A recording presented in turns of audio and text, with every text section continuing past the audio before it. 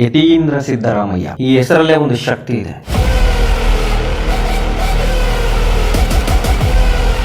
ಆ ಶಕ್ತಿ ಯಾವುದು ಅಂತ ಪ್ರತಿಯೊಬ್ಬರಿಗೂ ಗೊತ್ತು. ಯತೀಂದ್ರ ನಂತರ ಬರುವಂತಹ ಸಿದ್ದರಾಮಯ್ಯ.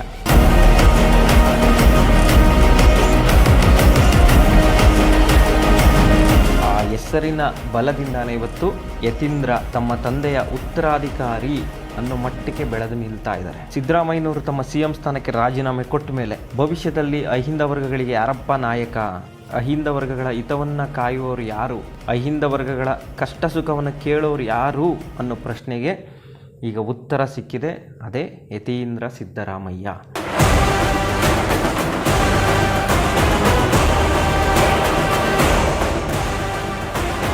ಯತೀಂದ್ರ ಸಿದ್ದರಾಮಯ್ಯನವರು ಚಿಕ್ಕ ವಯಸ್ಸಿನಿಂದನೇ ಬಹಳ ಬುದ್ಧಿವಂತ ಬಾಲಕ ಅಂತ ಕರೆಸ್ಕೊಂಡವರು. ಸ್ಕೂಲ್ ಡೇಸ್ನಲ್ಲಿ ಅವರು ಫಸ್ಟ್ ರ್ಯಾಂಕ್ ಪಡಿತಾ ಇರ್ತಾರೆ, SSLCನಲ್ಲಿ ರ್ಯಾಂಕ್ ಪಡಿತಾರೆ, PUCನಲ್ಲೂ ಕೂಡ ರ್ಯಾಂಕ್ ಪಡಿತಾರೆ. ಈ ರೀತಿ ಬುದ್ಧಿವಂತ ವಿದ್ಯಾವಂತ ಅಂತ ಕರ್ಸ್ಕೊಂಡಿದ್ದಂಥವ್ರು ಒಲ್ಲದ ಮನಸ್ಸಿನಿಂದನೇ 2018ರಲ್ಲಿ ರಾಜಕೀಯವನ್ನು ಪ್ರವೇಶ ಮಾಡ್ತಾರೆ. ಅಲ್ಲಿವರೆಗೂ ಸಿದ್ದರಾಮಯ್ಯನವರಿಗೆ ಇಬ್ರು ಮಕ್ಕಳಿದ್ದಾರೆ ಅನ್ನೋದೇ ಎಷ್ಟೋ ಜನಕ್ಕೆ ಗೊತ್ತಿಲ್ಲ. ಇನ್ನು ಕೆಲವರಿಗೆ ಇಬ್ರು ಮಕ್ಕಳಿದ್ರು ಕೂಡ ಇನ್ನೊಬ್ಬನ ಹೆಸರು ಏನು, ಆತ ಏನ್ ಮಾಡ್ತಾ ಇದ್ದಾರೆ ಅನ್ನೋದು ಕೂಡ ಯಾರಿಗೂ ಗೊತ್ತಿರಲಿಲ್ಲ. ಜೊತೆಲಿದ್ದಂಥವ್ರಿಗೂ ಕೂಡ ಯತೀಂದ್ರ ಸಿದ್ದರಾಮಯ್ಯ ಹೇಗಿದ್ದಾರೆ ಅನ್ನೋದು ಗೊತ್ತಿರಲಿಲ್ಲ.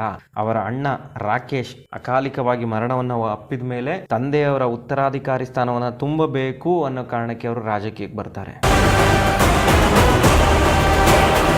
ಅಂದ್ರೆ ಅವರ ಆಯ್ಕೆನೇ ಬೇರೆ. ಅವರು ವೈದ್ಯರಾಗಿ ಜನಸೇವೆಯನ್ನ ಮಾಡಬೇಕು ಅನ್ನೋ ಒಂದು ಕನಸನ್ನ ಇಟ್ಕೊಂಡಿದ್ದಂಥವ್ರು. ಕಡೆಗೆ ಅವ್ರ ತಂದೆಯವರು ರಾಜಕಾರಣಕ್ಕೆ ಬಂದ್ರೆ ಮತ್ತಷ್ಟು ಜನಸೇವೆ ಮಾಡ್ಬೋದಲ್ಲಪ್ಪ, ಇನ್ನೂ ಹೆಚ್ಚಿನ ಅವಕಾಶಗಳು ಸಿಗತ್ತೆ, ಆಗ ನೀನೇನ್ ಅನ್ಕೊಂಡಿದ್ಯೋ ಅದನ್ನ ಸಾಧಿಸಬಹುದು, ಶೋಷಿತರ ಪರವಾಗಿ ಕೆಲಸವನ್ನ ಮಾಡಬಹುದು, ಅಹಿಂದ ವರ್ಗಗಳ ಪರವಾಗಿ ಕೆಲಸವನ್ನ ಮಾಡಬಹುದು ಅಂತ ಕಿವಿ ಮಾತನ್ನ ಹೇಳ್ತಾರೆ.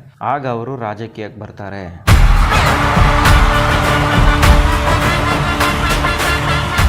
2018ರಲ್ಲಿ ವರ್ಣಾ ಕ್ಷೇತ್ರದಿಂದ ಸ್ಪರ್ಧೆ ಮಾಡ್ತಾರೆ. ಮೊದಲ ಚುನಾವಣೆಯಲ್ಲೇ ಅಭೂತಪೂರ್ವ ಗೆಲುವನ್ನು ಸಾಧಿಸ್ತಾರೆ. 60,000 ಮತಗಳ ಅಂತರ. ಸಿದ್ದರಾಮಯ್ಯನವರು ಕೂಡ ಅಂತಹ ಅಂತರವನ್ನ ಪಡೆದಿಲ್ಲ. ಅಂತಹ ಒಂದು ದಾಖಲೆಯನ್ನ ಮಾಡ್ತಾರೆ ಯತೀಂದ್ರ ಸಿದ್ದರಾಮಯ್ಯ. ಅಲ್ಲಿಂದ ಇನ್ನವರು ಹಿಂದೆ ತಿರುಗಿ ನೋಡೋದೇ ಇಲ್ಲ. ವರ್ಣಾ ಕ್ಷೇತ್ರದ ಮನೆ ಮಗನಾಗಿ ಪರಿಚಿತರಾಗ್ಬಿಡ್ತಾರೆ. ವರ್ಣಾ ಕ್ಷೇತ್ರದ ಜನತೆ ಸಿದ್ದರಾಮಯ್ಯ ಬಿಟ್ರೆ ಯಾರಪ್ಪ ನಮ್ಗೆ ಗತಿ ಅಂತಾನೆ ಅನ್ಕೊಂಡಿರ್ತಾರೆ. ಆದ್ರೆ ಯತೀಂದ್ರ ಸಿದ್ದರಾಮಯ್ಯನವರು ಸಿದ್ದರಾಮಯ್ಯನವರ ಸ್ಥಾನವನ್ನ ತುಂಬುತ್ತಾರೆ. 5 ವರ್ಷದಲ್ಲಿ ವರ್ಣಾ ಕ್ಷೇತ್ರದ ಜನರ ಮನಸ್ಸನ್ನ ಗೆದ್ದುಬಿಡ್ತಾರೆ. 2023ರಲ್ಲಿ ಅವರು ಸ್ಪರ್ಧೆ ಮಾಡಿದ್ರೆ ಆಗಲೂ ಕೂಡ ಇದೇ ರೀತಿ ಹೆಚ್ಚಿನ ಅಂತರದಲ್ಲೇ ಗೆಲ್ತಾ ಇದ್ರು. ಆದರೆ ತಮ್ಮ ತಂದೆಗಾಗಿ ಕ್ಷೇತ್ರವನ್ನ ತ್ಯಾಗ ಮಾಡ್ತಾರೆ.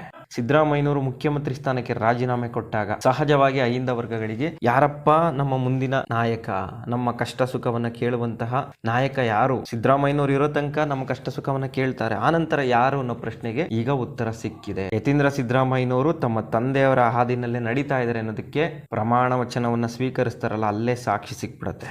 ಪ್ರಮಾಣ ವಚನ ಸ್ವೀಕಾರ ಸಂದರ್ಭದಲ್ಲಿ ಸಂವಿಧಾನದ ಮೇಲೆ ಯತೀಂದ್ರ ಸಿದ್ದರಾಮಯ್ಯನವರು ಪ್ರಮಾಣವನ್ನ ಮಾಡ್ತಾರೆ. ಡಾಕ್ಟರ್ ಯತೀಂದ್ರ ಸಿದ್ದರಾಮಯ್ಯ ಎಂಬ ಹೆಸರಿನ ನಾನು ಕರ್ನಾಟಕ ರಾಜ್ಯದ ಮಂತ್ರಿಯಾಗಿ ಸಂವಿಧಾನದ ಹೆಸರಿನಲ್ಲಿ ಶ್ರದ್ಧಾಪೂರ್ವಕವಾಗಿ ಪ್ರತಿಜ್ಞೆ ಮಾಡುತ್ತಾರೆ. ಆ ಮೂಲಕ ಅಹಿಂದ ವರ್ಗಗಳ ಮನಸ್ಸನ್ನ ಗೆದ್ಬಿಡ್ತಾರೆ. ಬಿಡಪ್ಪ ಸಾಕು, ನಮ್ಗೊಬ್ಬ ಉತ್ತರಾಧಿಕಾರಿ ಸಿಕ್ಕಿದ್ರು. ಸಿದ್ದರಾಮಯ್ಯನವ್ರ ನಂತರ ಯಾರು ಅಂತ ನಮ್ಗೆ ಆತಂಕ ಆಗಿತ್ತು, ಈಗ ಆತಂಕ ದೂರವಾಯಿತು. ಯತೀಂದ್ರ ಸಿದ್ದರಾಮಯ್ಯ ಖಂಡಿತವಾಗಿಯೂ ಸಿದ್ದರಾಮಯ್ಯನವರ ಸ್ಥಾನವನ್ನು ತುಂಬುತ್ತಾರೆ ಅನ್ನೋ ನಂಬಿಕೆ ಶೋಷಿತರಿಗೆ, ಅಹಿಂದ ಸಮುದಾಯಗಳಿಗೆ ಬಂದಿದೆ.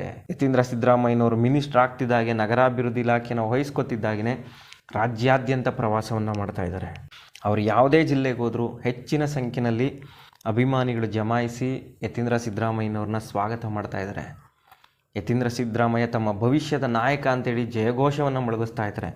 ಯತೀಂದ್ರ ಸಿದ್ದರಾಮಯ್ಯನವರು ಕೂಡ ನಾನು ನಿಮ್ಮ ಜೊತೆ ಇರ್ತೀನಿ, ನಿಮ್ಮ ಕಷ್ಟ ಸುಖಕ್ಕೆ ಆಗ್ತೀನಿ, ನಿಮ್ಮದೇನೇ ಕಷ್ಟ ಇದ್ರೂ ನನ್ನ ಹತ್ರ ಹೇಳಿ, ನಾನು ಅದಕ್ಕೆ ಪರಿಹಾರವನ್ನು ಕೊಡುವಂತಹ ಕೆಲಸವನ್ನು ಮಾಡ್ತೀನಿ ಅನ್ನೋ ರೀತಿಯಲ್ಲೇ ನಡ್ಕೋತಾ ಇದ್ದಾರೆ.